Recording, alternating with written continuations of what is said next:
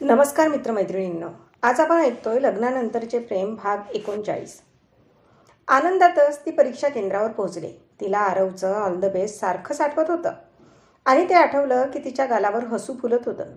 सकाळपासून त्याच्या मेसेज किंवा कॉलची तिने किती वाट पाहिली होती आणि फायनली कसं का असेना आरवचं विश तिच्यापर्यंत पोहोचलं होतं. आणि पुन्हा एकदा तिला याची प्रचिती आली होती की आरवला तिच्या मनातलं तिच्याबाबत सगळं तिच्या आधी कळतं आणि हे फक्त हार्ट टू हार्ट कनेक्शन असल्याशिवाय शक्य नाही. दुपारी ती घरी आली ती प्रसन्न चेहऱ्यानेच. ऋतिका आणि जयवंत ती घरातून बाहेर पडल्यापासून हॉलमध्येच बसली होती तिची वाट बघत. तिला पेपर कसा जाईल याचा विचार तिच्यापेक्षा जास्त ती दोघे आणि आरव करत होते. तिच्या चेहऱ्यावरून त्या दोघांना समजलं की पेपर छान गेला. पण तरीही ऋतिकाने एक्साईट होत विचारलं, वहिनी कसा गेला पेपर? अगं थांब, ती आधी बसू तर दे, पाणी तर घेऊ दे. आणि तिच्या चेहऱ्यावरून दिसतंय की कसा गेला पेपर. जयवंत हसत बोलले, हो बाबा खूप छान होता पेपर. आणि माहीत आहे का, लास्ट टाईमच्या पूर्वपरीक्षेला जितके मार्क्स पडले होते ना त्यापेक्षा छान यावेळी पडतील. निकिता ऋतिकाने दिलेले पाणी घेत बोलली. हां, आम्हाला खात्री होतीच. तू मेहनत तशी घेतली होती, शिवाय आरवचा फोन येऊन गेला तुला पेपर छान गेला म्हणून सांगायला. जयवंत, हे बरं आहे हा वहिनी, आम्ही कधीचे हॉलमध्ये तुझी वाट बघत बसलो आहे आणि तू दादाला फोन केलास आणि आम्हाला साधा मेसेज करून सांगितलं नाहीस. ऋतिका नाटकी रुसत बोलली, अगं असं काय करते, नवीन लग्न आहे त्यांचं, शिवाय आरव इतक्या लांब, मग झालं असेल बराच वेळ बोलणं म्हणून नसेल केला तुला मेसेज. जयवंत हसत आणि निकिताची खेचत म्हणाले, बाबा काय तुम्ही, मी आले फ्रेश होऊन. निकिता लाजत तिथून काढता पाय घेत बोलली. तसे ते दोघेही हसायला लागले. निकिता पटकन आपल्या रूममध्ये आली. रूमचा दरवाजा बंद करून ती तशीच 2 मिनिटं थांबली. Aarav, I really miss you. माहीत नाही का, पण मन खूप बेचैन आहे तुम्हाला भेटायला, तुमच्याशी बोलायला, निकिता मनात बोलली. तिने आपल्या मोबाईलमधील व्हॉट्सअप ॲप ओपन केले आणि ती परीक्षा केंद्रावरून बाहेर पडल्या पडल्या तिने लावलेल्या स्टेटसवर गेली. View hubby. निकिताने पेपर छान गेला थँक्यू असं स्टेटस ठेवला होता आणि सेटिंगमध्ये जाऊन फक्त आरवला दिसावं असं अपडेट केलं होतं.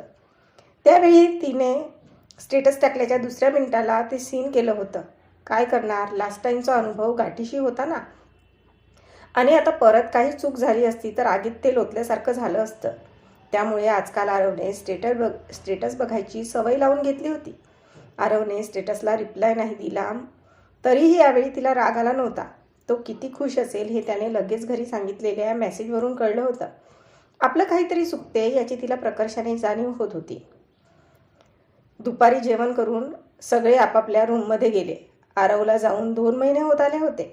निकिताने फोन केल्याशिवाय तो बोलणार नाही हे तिला माहीत होतं आणि जरी ते एकमेकांशी बोलले नाही तरी आरवला तिच्या बाबतीत सगळं कळत होतं हेही तिला आतापर्यंत कळलं होतं. असं नव्हतं की तिला आरवची आठवण येत नव्हती, पण ती मुद्दाम त्याचे आलेले विचार झटकायची. आणि आता तर तिची अशी कंडिशन झाली होती की काहीही होऊ दे, मग ते रश्मीबरोबर प्रेमात असू दे नाहीतर अजून कोणाबरोबर, पण आता ते माझे आहेत आणि मी त्यांना माझं बनवणार. मी या परीक्षेमधून मोकळी झाली ना की बाबांबरोबर बोलून युकेला जाणार आणि त्यांना खडसावून सांगणार की पहिलं तुमचं काय असेल ते सगळं विसरायचं आणि फक्त माझा विचार करायचा. आता मला नाही रागवायचं त्यांच्यावर. कसं सांगू आरव, तुमच्याशिवाय मला करमत नाही. सवय झाली तुमची तुमचं केअर करण्याची. करा ना एकदा फोन. आय नो तुम्ही चुकला आहात, पण मी नाही राहू शकत तुमच्याशिवाय. निकिता मनात विचार करत होती आणि असा विचार नेहमी तिच्या डोक्यात यायचा. पण आईबाबांना पण पाय धुवायला लावले हा विचार डोक्यात आला की तो परत त्याचा रागराग करायची. याचा काय तो सोक्षमोक्ष लावायचा असा विचार करून तिने तिच्या मामीला फोन लावला. अलभ्य लाभ, अलभ्य लाभ. साक्षात निकिता राजे पाटीलनी आम्हा गरिबांना फोन केला. मामा म्हणाले, ए मामा गप, नीट बोलू नकोस, सारखी नौटंकी. मामी कुठे आहे आणि तिचा फोन तू का घेतलास? निकिता हसत आपल्या मामाला खडसावत बोलली. अगं ये, आधी माझ्याशी बोललीस तर चालेल की. आणि तुझी मामी शेजारी गेली, मी बोलवतो तिला, तोपर्यंत आईबरोबर बोल, मामा म्हणाला. निकिता आपल्या आजीबरोबर बोलायला लागली. तोपर्यंत मामाने तिच्या मामाला बोलवून घेतलं. हॅलो निकिता, कशी आहेस? खूप दिवसांनी फोन केलास. घरचे सगळे कसे आहेत आणि आरव तो कसा आहे? मामींनी प्रश्नावर प्रश्न विचारायला सुरुवात केली. अगं थांब मामी, मला तर बोलू दे. किती प्रश्न? सगळे ठीक आहे. ते मी क्लास जॉईन केला आहे ना, तर तिथे फोन नाही वापरू शकत. आणि परीक्षा होती ना, तर नाही केला फोन. हां, पण बाबांचा फोन आला तर तुमच्या सगळ्यांविषयी कळतं. तू मला फोन का केला नाहीस? निकिता म्हणाली. अगं, तू जे बोललीस त्यातच मला विचारलेल्या प्रश्नाचं उत्तर आहे. ताईकडून कळलं सगळं. आज पेपर होता ना, कसा गेला? आज तुमच्या घरी चाललोय. गुंडूशी बोलायचं आहे ना, पुढे काय करणार आहे ते? तर तिथूनच तुला कॉल करणार होतो, मामी म्हणाल्या. अरे हो की, मी कसं काय विसरले. त्याचा रिझल्ट लागला ना परवा. आईने सांगितलं, पण खरंच अभ्यासाच्या घाईत त्याला विचारायचं राहिलं की तू पुढे काय करणार आहे ते, निकिता म्हणाली. अगं, तू टेन्शन नको घेऊ. अजून 2 वर्ष आहेत. पण पुढे तो काय करणार आहे यावर तुला सब्जेक्ट घ्यायचे ते डिपेंड आहे. आम्ही त्याला लास्ट वीक दिला होता विचार करायला आणि त्यालाच प्रत्येक गोष्टींची माहिती गोळा करायला सांगितली होती. शेवटी तो जे शिकणार आहे त्यात त्याला इंटरेस्ट वाटायला पाहिजे ना. बाकी तो हुशार आहे, त्यामुळे त्याचं करिअर त्याने नीट निवडायचं इतकंच, मामी म्हणाल्या. हो, बरं ते जाऊ दे. तू का फोन केला होतास? मामी म्हणाल्या. काही नाही, सहजच. मामी, तिथे कोणी नाही का? तुला काही विचारायचं होतं, निकिता हळू आवाजात म्हणाली. हो का? काय बोलायचं होतं? आरव आला का परत? मामी वेगळ्या मूडमध्ये तिला खेचत बोलल्या. अगं एक तसं काही नाही, निकिता मामीच्या बोलण्याचा टोन ओळखून बोलली. हां, मला वाटलं तर बोल, काय बोलायचं आहे? मामी म्हणाल्या. अगं, ते लग्नाच्या अल्बममध्ये ना आरव आणि त्यांच्या घरच्यांचे आई बाबा पाय धुतानाचे फोटो आहे. काय आहे ते? निकिताने सहज प्रश्न केला. मामींना समजू नये ही का असा प्रश्न विचारते म्हणून अगदी शांत विचारला. कसं शक्य आहे? मामी प्रश्नार्थक बोलल्या. कसं शक्य म्हणजे? श्रेया पण बोलली होती असं झालेलं म्हणून. म्हणजे तू नव्हती का तिथे? निकिता शंकेने बोलली. कोण श्रेया? तुझी मैत्रीण ना? ती आणि मी आम्ही सोबतच होतो. आणि हा त्या आरवच्या आत्या आहेत ना, त्यांचा स्वभाव माहीत आहे ना. तर त्या तसा बोलल्या होत्या, पण आरवने साफ मना केलं. इतकंच नाही तर त्याने तर धमकीच दिली होती की असलं काही होणार असेल तर तो कोर्ट मॅरेज करेल. आणि तुझ्या सासूबाई त्यांनी तर आधी असं सांगितलं की त्या स्वतः तुझ्या आईबाबांचे पाय धुतील, कारण ते तुला सून म्हणून त्यांच्या घरी पाठवत आहेत म्हणून. असा सगळा ड्रामा झाला. त्यांनी एक नि एक गोष्ट निकिताला सांगितली. निकिताचे डोळे पाण्याने डबडबले. ती शांत झाली. निकिता, ऐकतेस ना? मामी म्हणाल्या. हो, ती डोळे पुसत बोलली. मला सांग, असं काही झालंच नाही तर फोटो कुठून आला? मामी म्हणाल्या. चुकून आला असेल, निकिता काहीतरी बोलायचं म्हणून बोलली. खरं तर अल्बम तयार होऊन आलेला, पण तिने अजून पाहिला नव्हता. म्हणजे ऋतिकाने पाहू दिला नव्हता. जोडीने पहा असं सांगून तिने तो आपल्या रूममध्ये ठेवला होता. आणि आरवबरोबर असलेल्या आठवणीमुळे तिने तो पण पाहायचा टाळला होता. चुकून? शक्य नाही. आत्या काहीतरी ड्रामा करणार हे आरवला आधीच माहीत होतं, म्हणून त्याने फोटोग्राफरला आधीच सांगून ठेवलं होतं. त्यामुळे त्यांच्या एंट्रीच्या वेळी ताई आरवला ओवाळून आत घेतानाच फोटो फक्त काढला आणि तेवढंच शूट केलं होतं. माझं पटत नसेल तर विचार तुझ्या मामांना, तेच साक्षीदार आहेत ना. आरवच्या तुझ्यावरच्या प्रेमाचे त्यांना माहिती आहे सगळं. बोल वाटल्यास त्यांच्याशी, मामी म्हणाल्या. नाही नको, तुम्हाला जायला वेळ होत असेल ना. आणि तो काय वेगळं सांगणार आहे का? निकिता म्हणाली. निकिता, मला वाटतं माहीत आहे या फोटोचं काम पण त्या आत्याचं असेल. त्यांना तर तुला त्रास द्यायचा असेल तर त्यांनी मुद्दाम फोटो काढून अल्बममध्ये टाकला असेल, मामी हसत बोलल्या. काहीही काय मामी, चल ठेवते फोन, ती पण हसत बोलली. मामीबरोबर बोलून तिने फोन ठेवला आणि इतक्या वेळ अडवलेल्या अश्रूंना वाट मोकळी करून दिली. तिला श्रेयाच्या मामीचं सगळं बोलणं आठवत होतं. श्रेया तिचा हेट करत होती, पण इतका की ती तिच्या संसारावर उठली. लहानपणीची जीवाभावाची मैत्रीण ना ग तू, असं कसं वागू शकलीस? तुझा हट्ट होता आरवबरोबर लग्न न करण्याचा, कारण तुझं प्रेम होतं जिजूंवर. त्यात माझा काय दोष? तुझ्यामुळे आमचे सोनेरी क्षण मिस झाले. खूप बोललो मी आरवला. किती मूर्ख आहे मी. श्रेयाच्या मामींनी मला वाण करून श्रेयाची माझ्यासोबतचं मत सांगितलं होतं, तरीही मी तिच्या बोलण्यात कशी आले? खरंच आरव, मी तुम्हाला ओळखायला चुकले, निकिता डोक्याला हात लावत खाली बसत बोलली.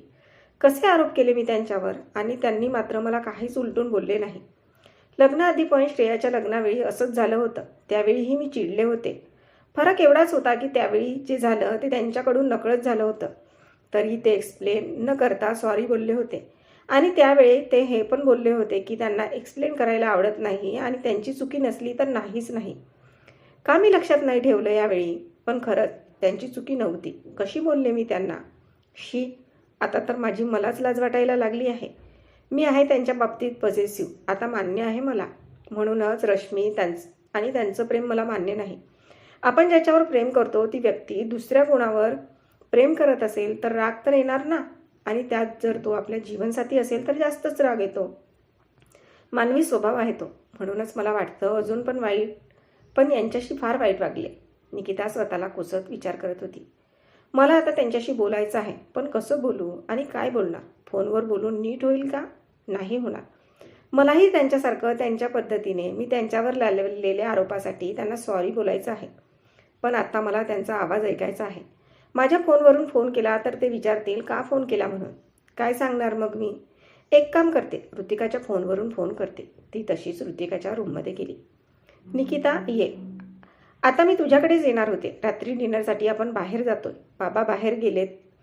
ते परस्पर येतील तिकडे. आपण दोघी जाऊ. आता सांग तू का आली होतीस? ऋतिका म्हणाली.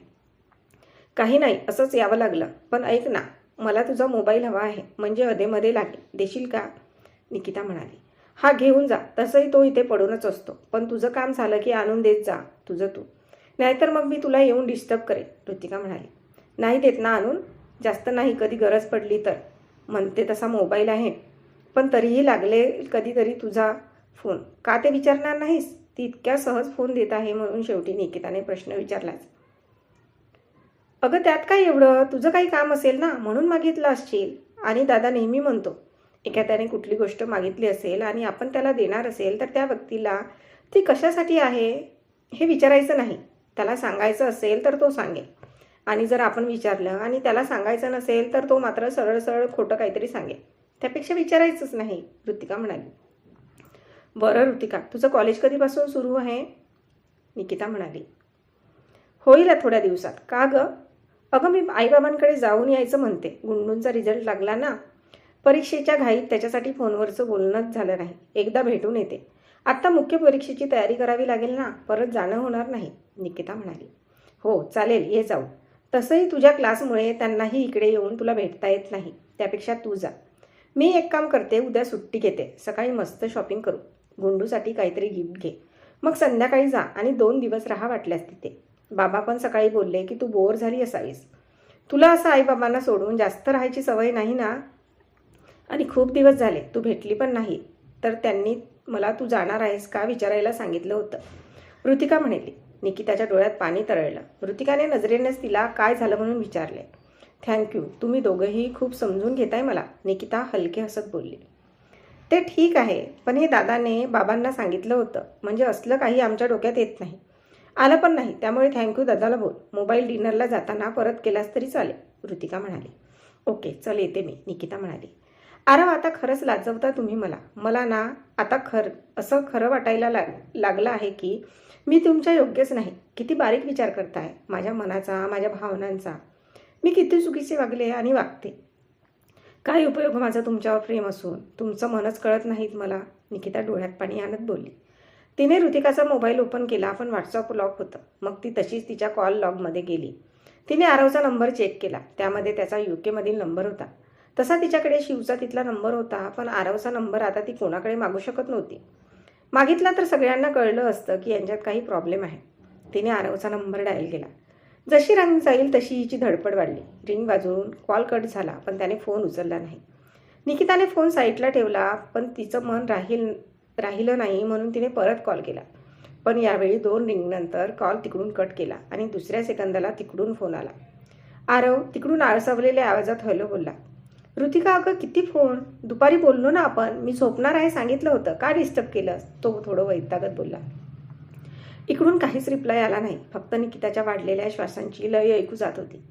त्या आवाजाने त्याने लगेच ओळखले की हा फोन ऋतिका नाही तर निकिताने केला. तो पटकन अंथरुणातून उठून बसला. तिला काही जाणवू न देता तो पुढे बोलला. ऋतिका, तू काय माझी रुसलेली बायको आहेस का? की नवऱ्याचा आवाज ऐकण्यासाठी फक्त फोन करायचा आणि शांत बसायचं? आरव निकिताला मुद्दाम बोलला. त्याची तिची इकडे चुळबुळ वाढली. बोलू की नको या विचारात काहीच न बोलता ती फोन ठेवणारच की तेवढ्यात तो बोलता. हां, आता तू माझी झोप मोडलीच आहेस तर चल मी तुला एक गाणं ऐकवतो. तुला ऐकायचं होतं ना? 1 मिनिट होल्ड कर, मी गिटार घेऊन येतो. आरव म्हणाला. तो गिटार घेऊन आला आणि त्याने हलकेच त्याची तार छेडली. निकिताचे डोळे मिटून शांतपणे गाणे ऐकत होती. त्यातला शब्द ती फील करत होती. वहिनी, तुझं काय काम झालं असेल तर मोबाईल घेऊ का? ऋतिका म्हणाली. तिने पटकन कॉलकेट केला आणि स्वतःची जीभ चावली. इकडे आरवने मात्र ऋतिकाचा आवाज ऐकला होता आणि तो तिचं दातात जीभ चावलेला चेहरा इमॅजिन करत होता. झोप तर त्याची कोसो दूर झाली होती, पण छान वाटत होतं त्याचा अचानक ओझं उतरल्यासारखं. निकिताने आरवचा नंबर डिलीट केला आणि ऋतिकाला फोन परत केला. दुसऱ्या दिवशी ठरल्याप्रमाणे दोघी शॉपिंगला गेल्या आणि संध्याकाळी ती आपल्या माहेरी शिरोळला गेली 2 दिवसांसाठी. तर आजचा भाग इथपर्यंतच. भेटूया पुढच्या भागात लवकरच. तोपर्यंत आमच्या या भागाला लाईक आणि कॉमेंट्स करायला विसरू नका. आणि अजूनपर्यंत आमच्या चॅनलला सबस्क्राईब केले नसेल तर लगेच सबस्क्राईब करा. धन्यवाद.